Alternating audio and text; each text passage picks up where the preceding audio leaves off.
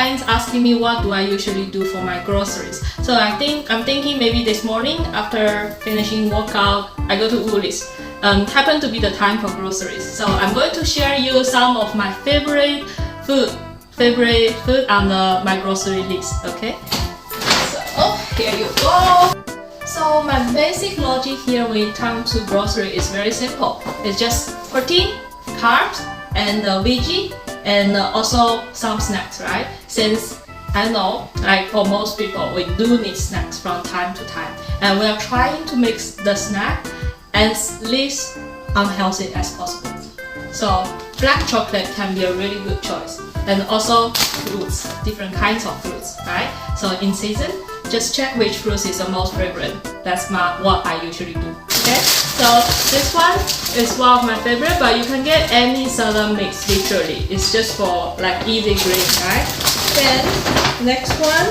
So this is a chicken breast I usually bought from Woolies, and you can marinate it anyway and put it in the air fryer, right?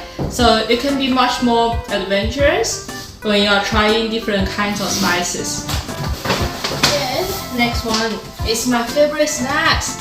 So I bought this one 90% black chocolate.